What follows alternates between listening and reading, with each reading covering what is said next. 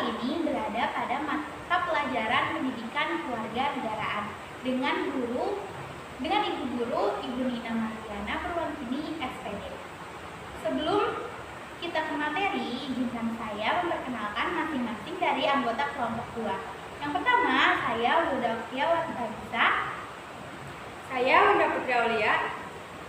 Saya Najwa Sindiana Fitri. Saya Nevani Putri. Saya Mutiara Jasmine. Dan saya Ditya Amalia.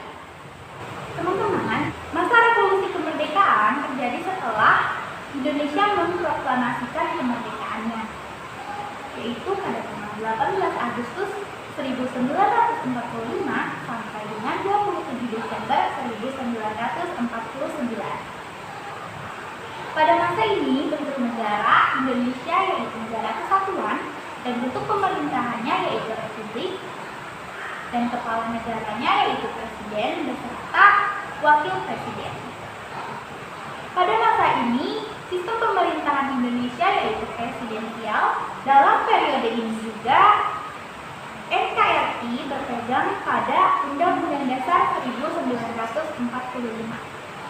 Pada masa ini juga terjadi pembentukan kemerdekaan. Pada tanggal 18 Agustus 1945, sidang PPKI menetapkan bahwa Undang-Undang Negara Republik Indonesia mengangkat Soekarno dan Hatta sebagai presiden dan wakil presiden. Pada tanggal 29 Agustus 1945 dibentuknya KNIP, atau kita sering menyebutnya dengan Komite Nasional Indonesia Pusat, dan dibubarkannya PPKI. Dan pada tanggal 2 September 1945 bentuknya 17 Kabinet pertama RI. Walaupun Undang-Undang Dasar 1945 telah berlaku, namun yang baru dapat dibentuk hanya presiden, wakil presiden, serta menteri dan gubernur yang merupakan perpanjangan tangan dari pemerintah pusat. Di awal kemerdekaan, Indonesia baru memiliki 8 provinsi yang baru dibentuk, yaitu ada Jawa Barat, Jawa Tengah, Jawa Timur, Sumatera, Borneo, Sulawesi, Maluku, dan Sunda Kecil. Pada masa ini juga terjadi peristiwa-peristiwa besar, diantaranya yang pertama, insiden Hotel Yamato. Insiden ini terjadi pada tanggal 19 September 1945 di Hotel Yamato, kota Surabaya. Insiden Hotel Yamato adalah peristiwa perobekan bendera Belanda menjadi bendera Indonesia. Insiden ini diawali oleh tindakan beberapa orang Belanda yang mengibarkan bendera Belanda di tiang bendera Hotel Yamato. Tindakan tersebut menimbulkan kemarahan rakyat Surabaya. Mereka mendatangi hotel itu dan berusaha menurunkan bendera tersebut. Akhirnya, bendera Belanda berhasil diturunkan dan bagian bendera yang berwarna biru dirobek. Kemudian, bendera dikibarkan kembali sebagai bendera Indonesia. Pengibaran bendera merah putih diiringi dengan petikan merdeka berulang kali. Yang kedua, ada pertempuran di Surabaya. Pertempuran di Surabaya terjadi pada tanggal 27 Oktober 1945 dan bentuknya pada tanggal 10 November 1945. Penyebabnya karena datangnya pasukan sekutu yang ditanggungi oleh Elite Forces Netherlands East-Indies, atau sering kita sebut dengan sebutan AFNI, yang bertujuan untuk mengamankan para tawanan perang dan melucuti senjata Jepang. Hal ini dilakukan dengan menyebar selebaran untuk menyerahkan senjata yang memantik kemarahan para masyarakat di Surabaya. Pertempuran Surabaya adalah pertempuran terbesar dan terberat dalam sejarah revolusi kemerdekaan Indonesia. Usai pertempuran ini, dukungan rakyat Indonesia dan dunia internasional terhadap perjuangan kemerdekaan Indonesia semakin kuat, dan pada pertempuran ini juga para pahlawan-pahlawan Indonesia telah mengorbankan pengorbanannya terhadap kemerdekaan negara Indonesia, yang diantaranya yaitu Bung Tomo dengan slogan yang terkenalnya "Merdeka atau Mati". Dan itulah mengapa setiap tanggal 10 November diperingati sebagai tanda Hari Pahlawan. Selanjutnya ada peristiwa Perjanjian Ngurah-Jati. Perjanjian Ngurah-Jati adalah suatu perjanjian bersejarah antara Indonesia dan Belanda dalam suatu perundingan. Perjanjian ini disebut dengan Perjanjian Ngurah-Jati karena lokasi terjadinya ialah di Desa Ngurah-Jati yang terletak di sebelah selatan Kota Cirebon, Jawa Barat. Ngurah-Jati adalah upaya dari pemerintah Indonesia untuk memperjuangkan wilayah kesatuan Republik Indonesia dari Belanda.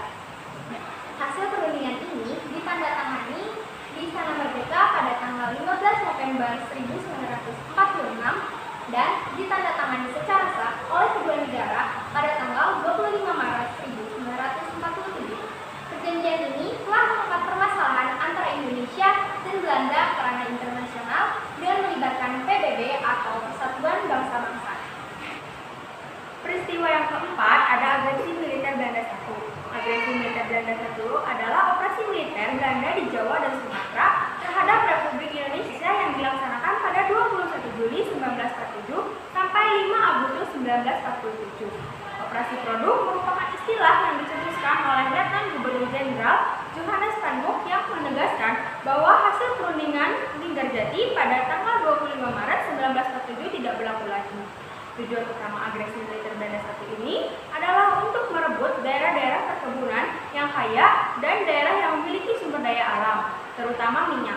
Namun, sebagai kedok untuk dunia internasional, Belanda menanamkan agresi militer ini sebagai aksi polisionil dan menyatakan tindakan sebagai urusan dalam negeri. Yang kelima ada pemberontakan komunis. Pada tanggal 18 September 1948, Republik Soviet Indonesia diproklamasikan oleh anggota PKI yang ingin membangkang atas kepemimpinan Muhammad Hatta. Pemberontakan ini terjadi karena jatuhnya Kabinet Amir Sarifuddin akibat ditandatanganinya Perjanjian Renville. Kedekatan antara Amir Sarifuddin dengan salah satu tokoh PKI Musso yang ingin bercita-cita mengajarkan ajaran komunisme dan propaganda kekecewaan terhadap Perdana Menteri akibat program pengembalian 100.000 tentara menjadi rakyat biasa. Dan pemberontakan ini dibubarkan pada tanggal 12 Maret 1966. Dan yang keenam ada agresi militer Belanda II. Agresi militer Belanda II adalah serangan yang diluncurkan Belanda pada 19 sampai 20 Desember 1948. Operasi Gagak ini berasal dari serangan Yogyakarta yang pada saat itu menjadi pusat pemerintahan Indonesia dan serangan ini meluas ke daerah Jawa dan Sumatera. Tujuan agresi militer Belanda II ini adalah untuk melumpuhkan pusat pemerintahan Indonesia sehingga Belanda bisa menguasai kembali Indonesia. Belanda ingin merebut kekayaan yang ada di Indonesia untuk memperbaiki perekonomian negaranya yang hancur karena kekalahan pada Perang Dunia Kedua. Yang ketujuh, pemberontakan DITII. Pemberontakan DITII dipelopori oleh Kartosuwiryo yang pernah terjadi di 5 wilayah yaitu Jawa Barat, Jawa Tengah, Sulawesi Selatan, Kalimantan Selatan, dan Aceh. Dari kelima wilayah tersebut, pemberontakan yang terjadi pada masa revolusi kemerdekaan adalah pemberontakan DITII Jawa Barat. Menurut Kartosuwiryo, Perjanjian Renville dipandang tidak melindungi warga Jawa Barat. Alhasil, Kartosuwiryo memilih mendirikan Negara Islam Indonesia atau juga yang disebut dengan NII. Untuk mengatasi pemberontakan ini, pemerintah mengirim pasukan Kodam Siliwangi dan melakukan taktik pagar betis, dan pada akhirnya Kartosuwiryo berhasil ditangkap oleh Letnan Suhanda. Materi yang terakhir adalah penyerahan kedaulatan Indonesia. Walaupun kemerdekaan Indonesia sudah dinyatakan sejak 17 Agustus 1945, namun Belanda masih ingin menguasai kembali. Melalui NICA, Belanda membonceng sekutu untuk masuk ke wilayah Indonesia dan berkuasa kembali. Sebab itu, Indonesia harus masih mempertahankan kemerdekaannya baik dengan cara mengganjal senjata ataupun mendiplomasi. Pada 1 November 1949, dihasilkan kesepakatan yang berisi 3 poin, yaitu piagam penyerahan kedaulatan dari Belanda kepada Indonesia, Peraturan Dasar Uni Indonesia Belanda, lampiran status Uni Indonesia Belanda, tanggal 20 Desember 1949. Presiden Soekarno membentuk 2 delegasi untuk menerima penyerahan kedaulatan dan 1 delegasi menerima penggabungan RI ke Republik Indonesia. Penyerahan kedaulatan Indonesia diadakan pada tanggal 27 Desember 1949 di 2 tempat, yaitu Belanda dan Jakarta. Sekian pemaparan materi dari kelompok kami. Mohon maaf apabila ada materi yang tidak lengkap, dan jika kalian ada yang ingin ditanyakan, dan kalian bisa tulis pertanyaan kalian di kolom komentar. Jangan lupa like,